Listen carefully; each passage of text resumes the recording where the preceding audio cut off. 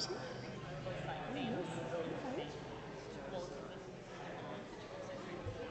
Okay.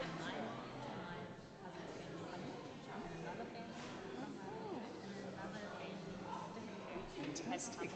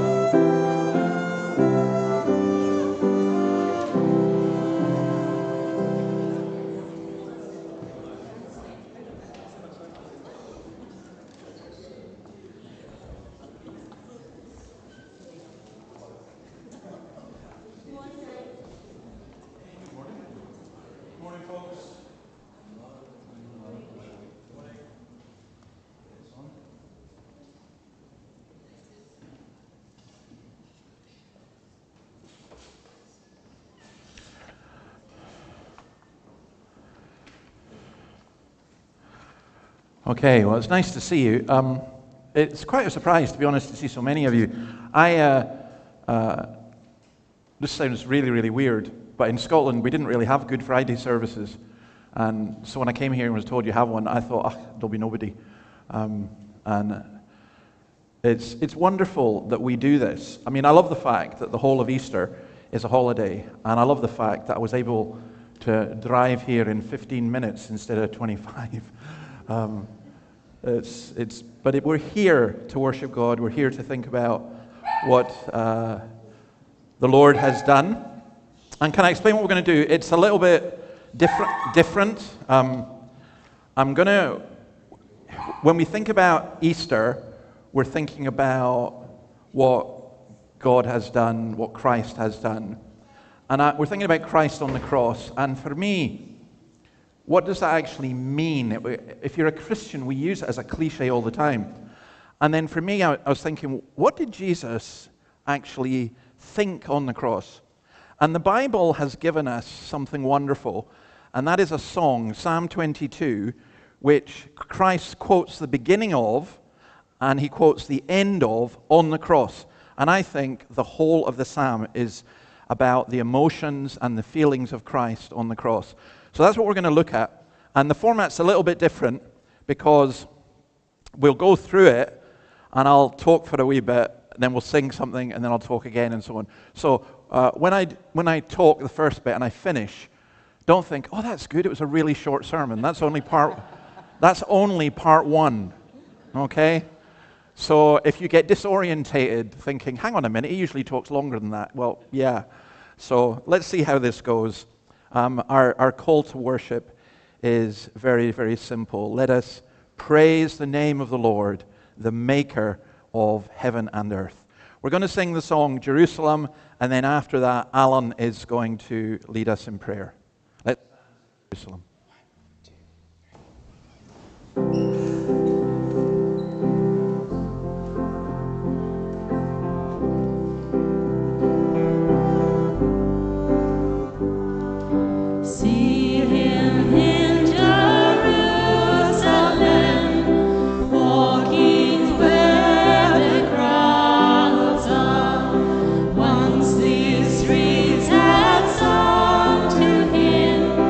Now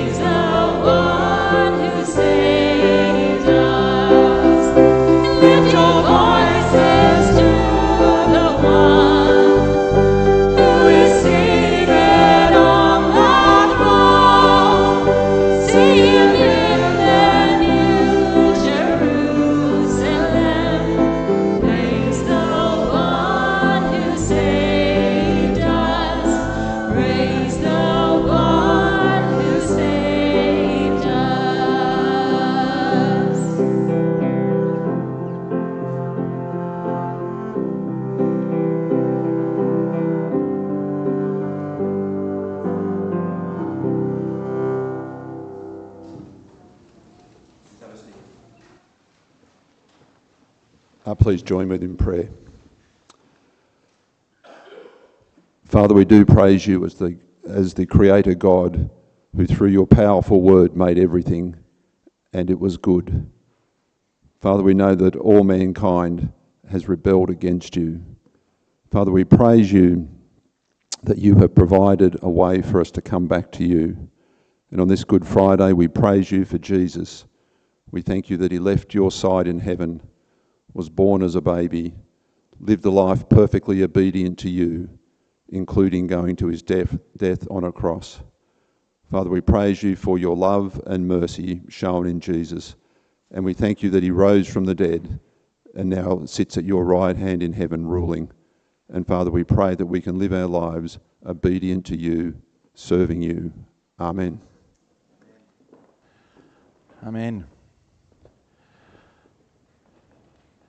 I don't really have any notices, except if you'd like, there's a cup of tea afterwards through in the hall. I should also mention our service at 10 o'clock on Sunday morning, and then at 5 o'clock in the evening, we're going to have a psalm praise, which is it's a bit of a misnomer for a title, because we are going to sing 4 of the psalms that are to do with Easter, but we are also going to hear 4 songs actually from Jeff Bullock. Some of you will know him. He was basically the founder of Hillsong along with Brian Houston, and he's a great singer-songwriter. He's got a new album coming out, and I've been getting to know Jeff, and I just said to him, do you fancy coming and premiering it here? So he is. So if you've never heard of Jeff Bullock, he's a fabulous songwriter. I love his songs, and that will be on Sunday at 5. Now, Esther and Noah, do we have any children here? Come on down the front, because I usually have a chat to you, and I've got a nice free bench for you. So, Adeline as well. Anyone else? And if you're visiting, would you like to come down the front? You're very welcome. Any children are welcome. If people are looking for a seat, there's a few seats over there, and someone's even up in the balcony, so that's great. I've always wanted to use that balcony. Hello, sweetheart. You've got a lovely dress. Oh, my goodness. Oh, your dress is even just gorgeous. Now, come on down, guys. Let's see if we can get you a seat. Or you can sit on the floor, and you can tell me your name. What's your name? Jonathan. Great name. How old are you, Jonathan? 5. Florence, and how old are you? 6. Okay, let's see if we can go higher. How old are you? 4, but what's your name? Okay, nice to meet you. Nice to see you all. Now, it's Easter. What do we remember at Easter, especially on today, Friday? Anyone know what we remember? Jesus died. And do you know why he died? To save us. Okay, so I'm going to explain something about this now. It's one of my children, and I hope she's not watching online, because I shouldn't really tell this story. But one day, we went to the shops in the village where we live. And when we came out of the shop, or at least it was my wife Annabelle, our daughter, Becky, was walking along the street, and she had something in her hand. Now, in this shop, there were lots of sweets. What do you think she had in her hand? Sweets. And had she paid for them? No. I was going to say she didn't know, but maybe she did. She took them anyway. Anyway, she learned a very important lesson, because her mum took her and took her back. And she'd be very embarrassed, and then paid for the sweets. Now, I'm not saying you would steal sweets, but you know what Jesus did?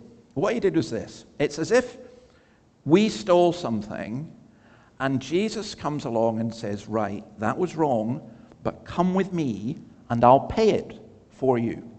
So when you steal something or you owe something, we call it a debt. It's something that you owe. When you owe someone some money, or you promise them something, you owe them it.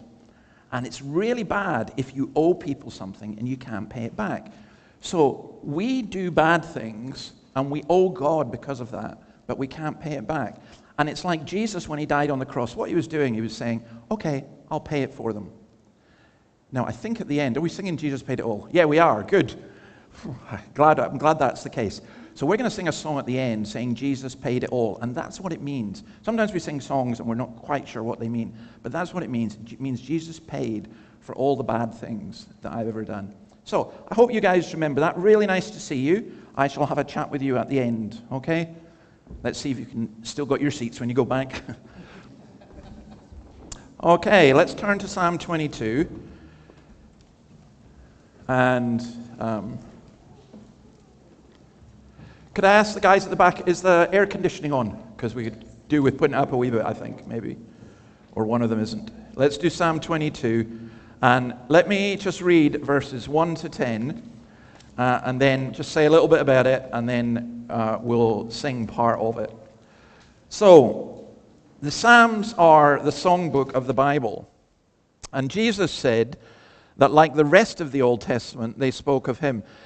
Some of you will know the comedian John Cleese, you know, Fawlty Towers, all that kind of stuff. Well, John Cleese has been coming out with some interesting posts recently in which he's been questioning the concept of Islamophobia. And he got in an argument with someone, and unfortunately, John doesn't know his Bible all that well, and his latest post was, "You will never find Jesus anywhere in the New Testament, in the Old Testament." That's just not true. Jesus is in the Old Testament everywhere, and especially here, this song. So this is a song that's for the director of music, to the tune of the Doe of the Morning, a Psalm of David. My God, why have you forsaken me? Why are you so far from saving me, so far from my cries of anguish? My God, I cry out by day, but you do not answer, by night, but I find no rest. Yet you are enthroned as the Holy One. You are the one Israel praises. In you our ancestors put their trust. They trusted and you delivered them. To you they cried out and were saved. In you they trusted and were not put to shame. But I am a worm and not a man, scorned by everyone, despised by the people. All who see me mock me. They hurl insults, shaking their heads. He trusts in the Lord, they say. Let the Lord rescue him. Let him deliver him, since he delights in him. Yet you brought me out of the womb. You made me trust in you, even at my mother's breast. From birth I was cast on you. From my mother's womb you have been my God. By the way, that's one of the reasons I like to speak to the children, because even the very youngest, see what was said there?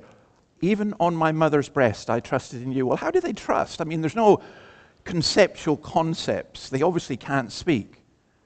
But nonetheless, the children are seen as precious in God's eyes. Now, Acts 22, verse 22 says that David is a prophet and cites this. Perhaps this psalm comes out of his own experience, but it also goes beyond that. It's a prediction of Christ, and now it comes back to us. And it reflects what happened to Jesus on the cross. You know, we have to be really serious about this. I remember seeing an Easter service once where the minister dressed up as a clown, and, you know, it was all fun and good. You know, and it's like Easter bunnies and chocolate eggs and everything. And I've no objection to Easter bunnies at all, or to chocolate eggs at all. But turning Easter into a circus, it's not right. It doesn't, because here, the desolation and the hostility, the pain and the death. Hebrews 4:15, listen to this. For we do not have a high priest who is unable to sympathize with our weaknesses, but we have one who's been tempted in every way, just as we are, yet was without sin. So, you, maybe even now, even though you're here, you may have a lot of fears, a lot of anxiety. You may be experiencing hostility. You may be feeling hostility to other people. You may be faced with overwhelming temptation. You may have given in to overwhelming temptation. You may be carrying a lot. And when you hear about Jesus, you kind of think, well, he's not for me because he's never experienced what I've experienced. And yet, we do not have a high priest who's unable to sympathize with our weaknesses. Notice the title of this psalm is The Mourning Heart. And it's the idea of a deer being hunted. And here, it's about Christ on the cross being hunted. So this first part is really for me about the why of the cross. In Psalm 37, David says, I've never seen the righteous forsaken. But here, Christ cries out, my God, why have you forsaken me?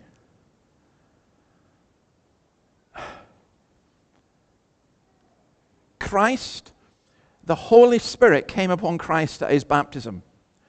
When he was in the Garden of Gethsemane, he was strengthened by the Spirit. And then here, and Jesus is not mucking around. Jesus is not playing with words. Jesus is undergoing the most intense suffering, the most intense agony, the most intense pressure.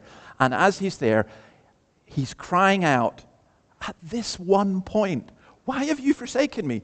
Where are the angels? Where is the Spirit? Why do I feel this?"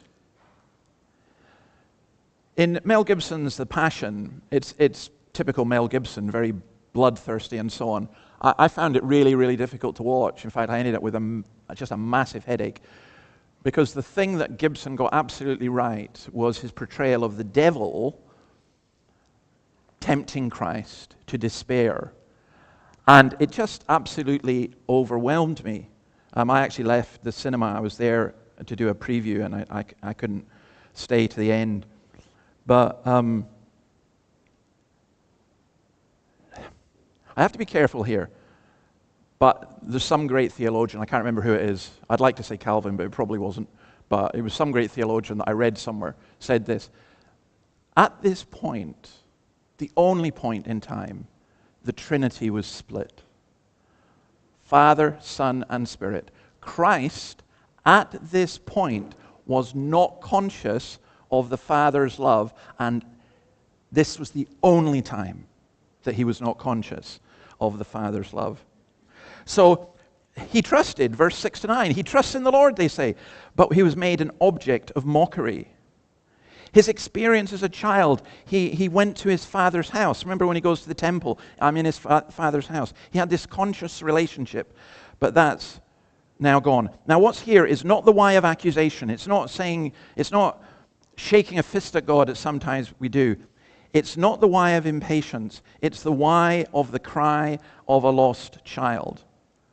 So when you have a very small child and they, I don't know, fall off the stage in the hall there or something and bang their head, and that child cries. Why? And is really upset. I mean, they cry because they're in pain, but also, why am I in this pain? Why doesn't my dad make it better?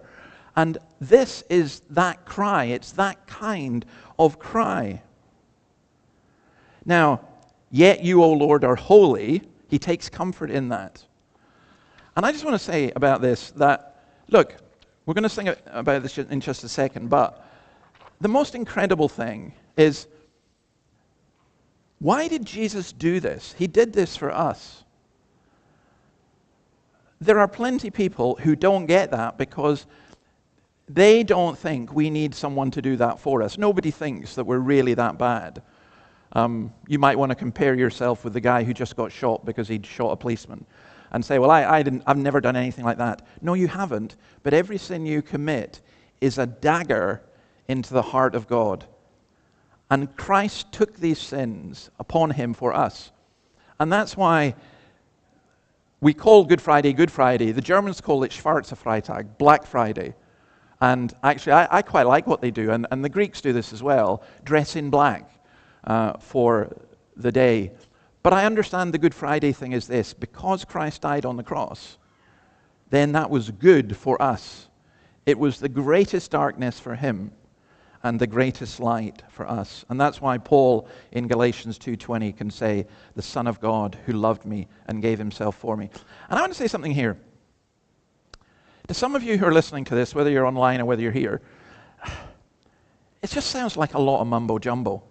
It doesn't affect you. It doesn't apply to you. And I want to plead with you to consider what the cross means. And for those of us who are Christians, you know, sometimes you hear something and it goes over and over and over and over, and we lose the wonder of it, and we lose the wonder of the cross. And I want you, as we sing it this just now, to consider that. So let's sing Psalm 22. We're going to sing verses 1 to 8. If you don't know the tune, don't worry, you'll pick it up as we go along. But please do reflect on the words. We shall stand to sing.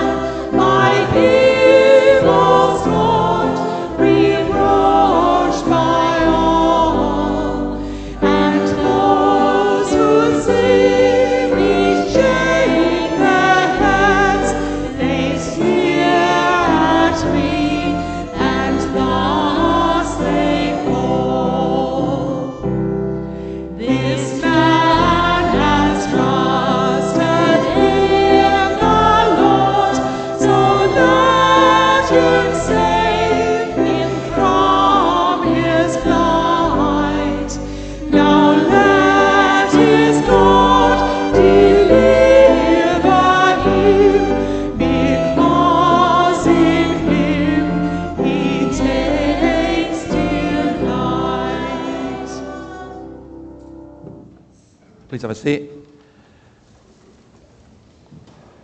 Do you know, sometimes when a Christian is going through fears and struggles and depression and doubt, there are well-meaning Christians who are a wee bit like Job's comforters.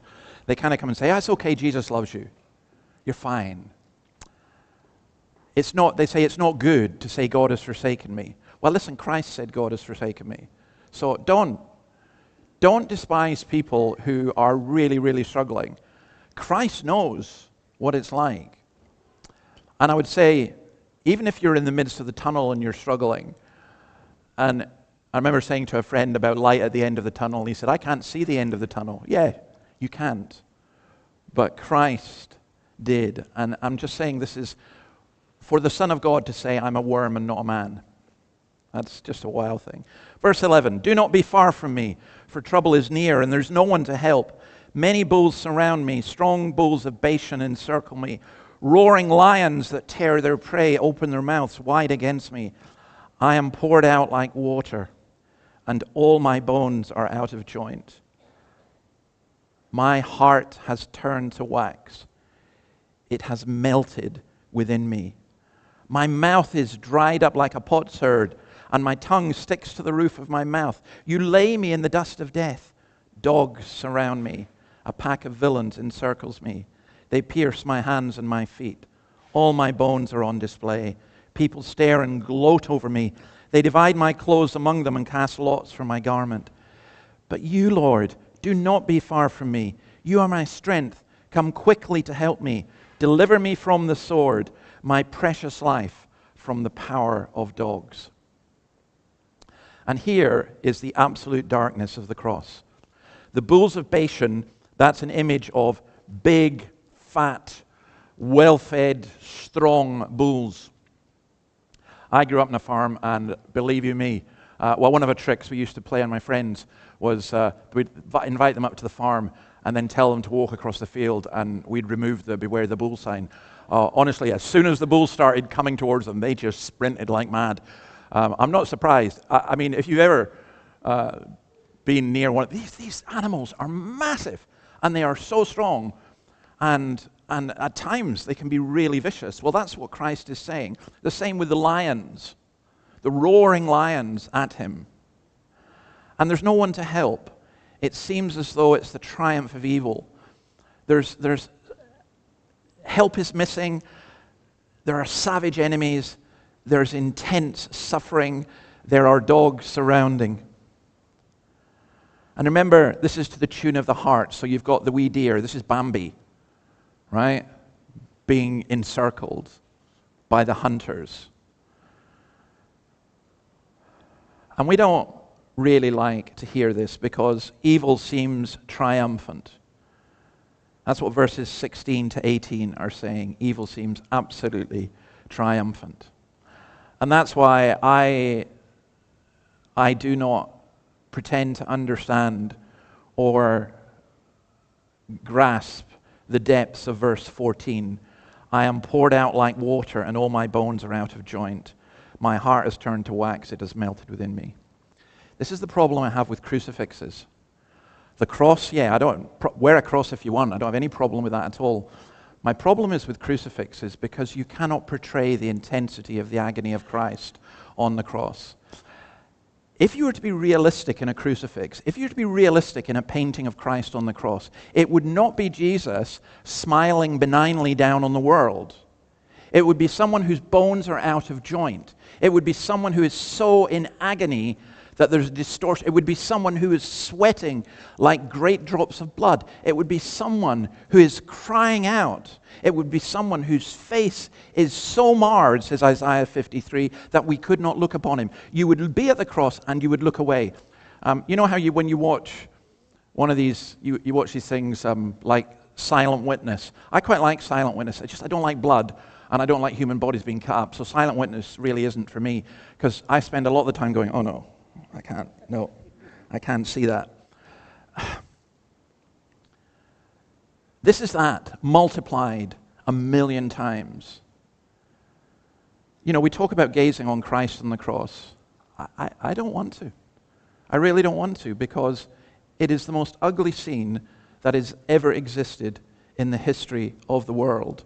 And there's a great darkness, and the evil seems to be absolutely triumphant. And again,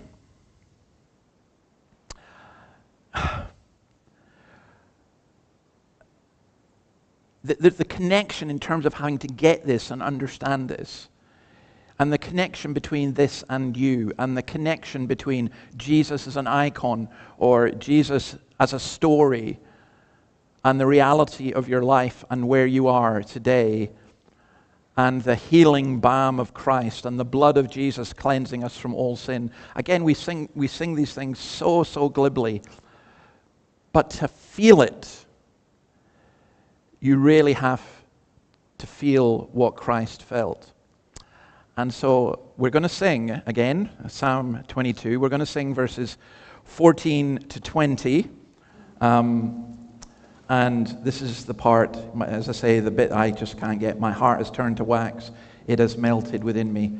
I guess the simple way for me to put it is this: Jesus' heart was broken so that your heart could be healed. That's the simple way of putting it. So let's stand and sing this. And then we've got one more part.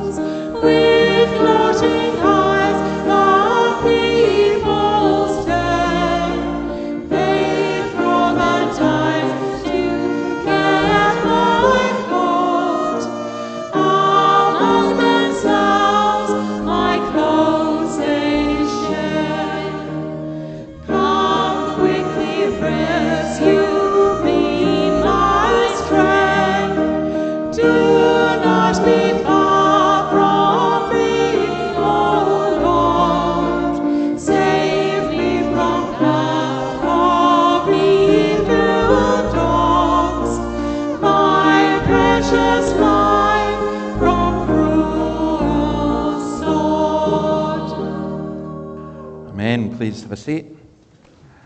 And we will read from verses 11 to 20. Let me just say something about this idea. When we sang there, did you notice Christ fighting to draw breath? Now, some of you, well, I've had this experience, and some of you will have had this experience as well. It is one of the most dreadful experiences you have, that you just feel you can't breathe. Anyway, let's read on from verse 22. I will declare your name to my people. In the assembly I will praise you. You who fear the Lord, praise him.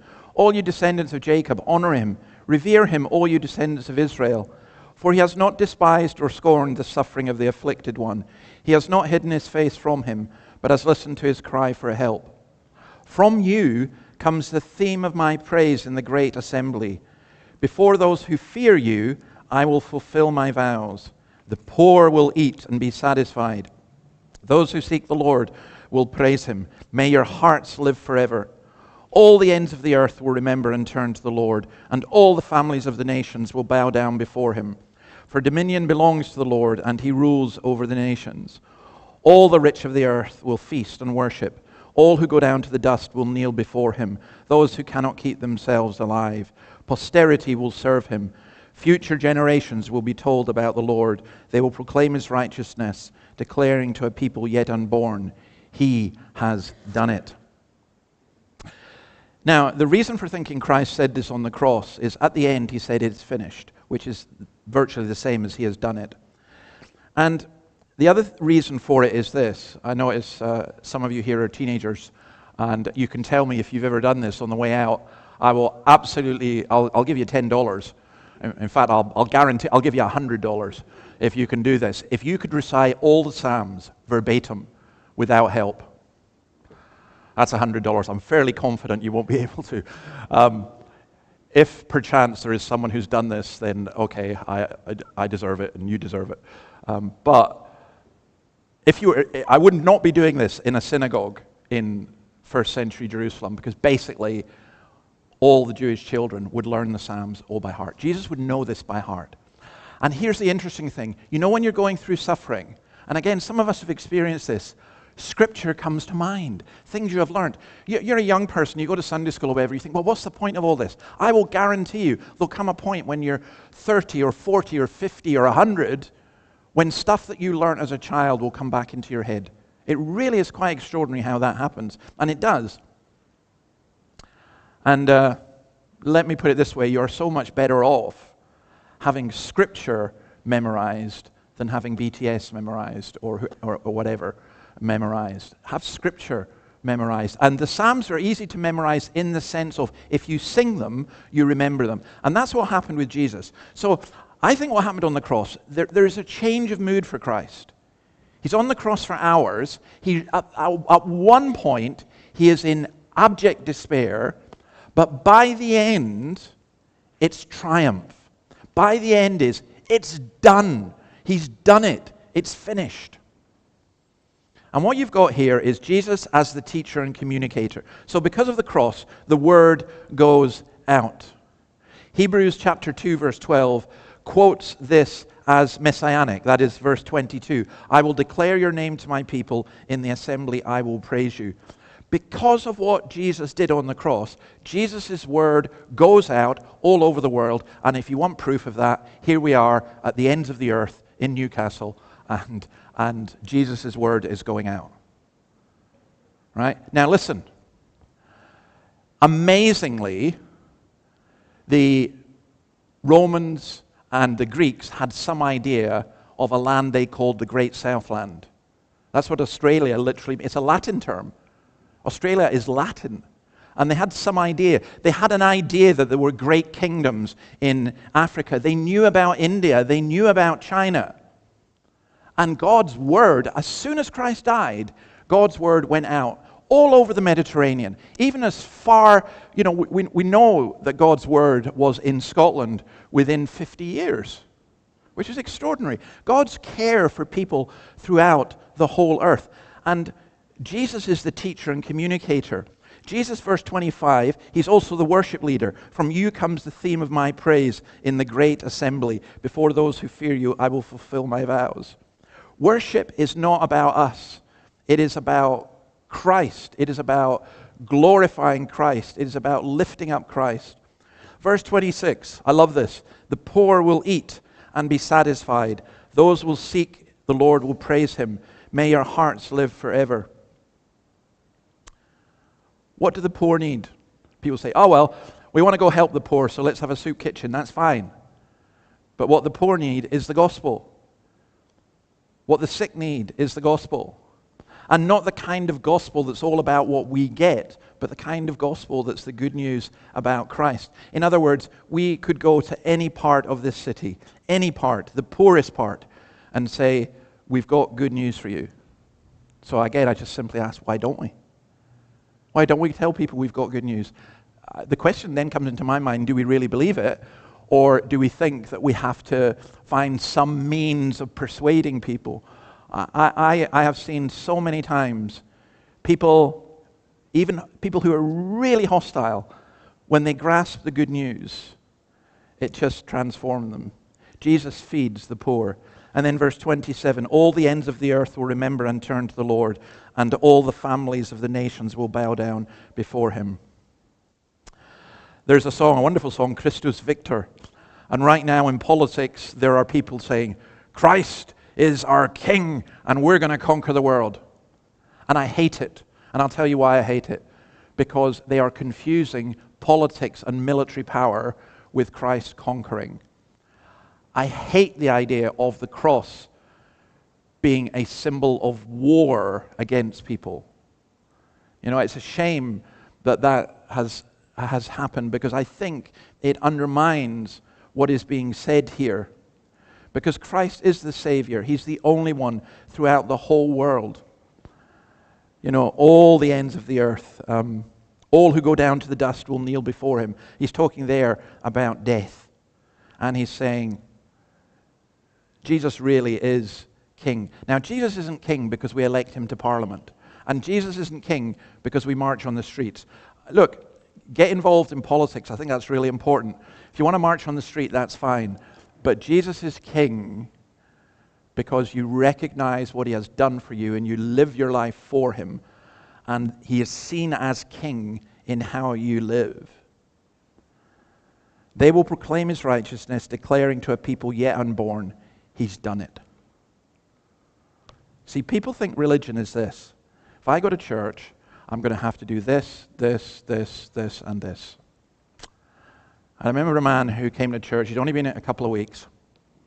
And he came up to me and he said, I want to join the church. And I said, that's great. And then he came up with the unforgettable line, but I don't believe in Jesus and all that rubbish. And I said, okay, we're a church where that's still quite important, you know. And his face fell and he says, I can't join. I said, no, you can't join. I said, why do you want to join? He said, I like coming. I like the people. I like, you know, the tea and coffee afterwards. He said, I like listening to what you've got to say. And I said, okay, you can still come. He said, I can still come? I said, of course. He said, you don't want my money? I said, no, I don't want your money. Unless you're a millionaire, then we'll renegotiate. But no, no, I don't want your money. I don't want your money. And he said, you don't want me to sign up to something? No, I don't want you to sign up to something. And you don't want me to do anything. But I can still come and get all this. And I said, absolutely. And he said, that is brilliant. And I said to him, yeah, but when you come and you hear God's word, hopefully you will be challenged by it, not hardened by it. And that will, you know, then the demands of Christ are absolute.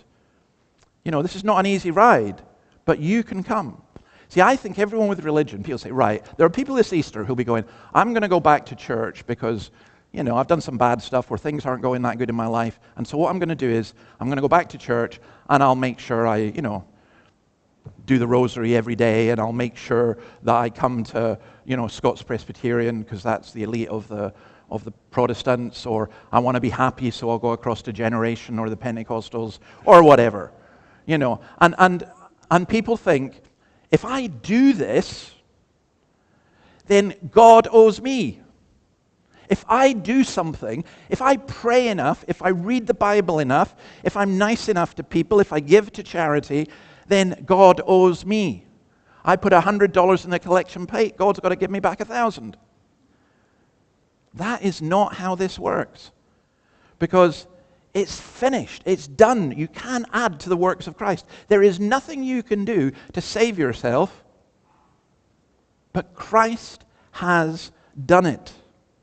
Now, Dietrich Bonhoeffer, who knew what suffering was, said this: we can pray this psalm only in the fellowship of Jesus Christ, as those who have participated in the suffering of Christ. I'm going to look at that, how we participate in the suffering and the resurrection on Sunday morning, but here's the point. This isn't a joke. This isn't a freak show. This is extraordinary. This is no reason for hatred, but it's rather a reason for love. It is a cause for joy. And I go out of this place thankful to the Lord that nothing I have done has contributed to my salvation, and nothing I will do can take away from it. And so I will live my life praising Him, seeking to serve Him, and knowing that when I get it wrong, He is a gracious and merciful God who has already paid for all my sin. And I hope that that's your assurance as well. Let me pray. Lord, we thank you for the fruit of the cross. We know that unless a seed of corn falls into the ground and dies, it cannot bear fruit. And Lord, I'm pretty sure that we don't really understand just why you couldn't just come and forgive us all at one level. But surely one of the reasons is this, that we see the extent and depth of your commitment to your people, that you came and died for us. Lord Jesus, your heart was turned into wax. Your bones were out of joint. Your mind was confused and pained. Your tongue was dry. You could hardly speak. You did all this, and that sense of desolation and of hatred and of mockery and of no support, no disciples around you, your mother standing at a distance, even the sense of the Holy Spirit and the Father, for a moment, maybe even just a tiny moment in time, was taken from you in order that we might not spend eternity with that desolation and pain. So we bless you for that, and we pray that each of us would go from here encouraged. Those who don't know you would turn to you. Those of us who do would turn to you and repent for how trivial we have made this all and how self-centered we have become. Lord, lift our eyes away from ourselves and to the cross and to the risen and ascended Christ. For we ask it in your name. Amen. Okay, we're going to sing Jesus Paid It All. And stand to sing, and please remain standing for the benediction.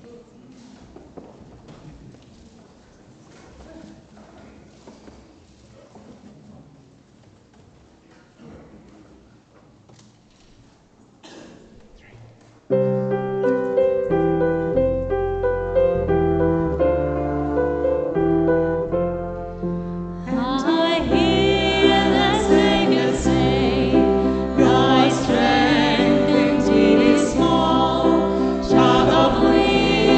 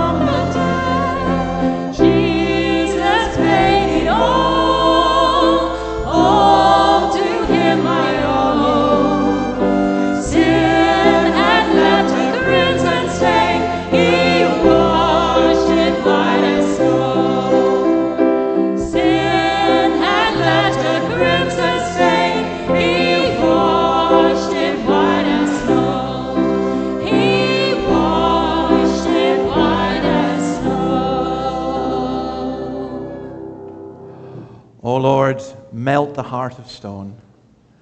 Take away the stain of sin. And may the grace of our Lord Jesus Christ, the love of God, and the fellowship of the Holy Spirit be with you all now and forever. Amen. Amen. Praise the Lord, and thank you for being here.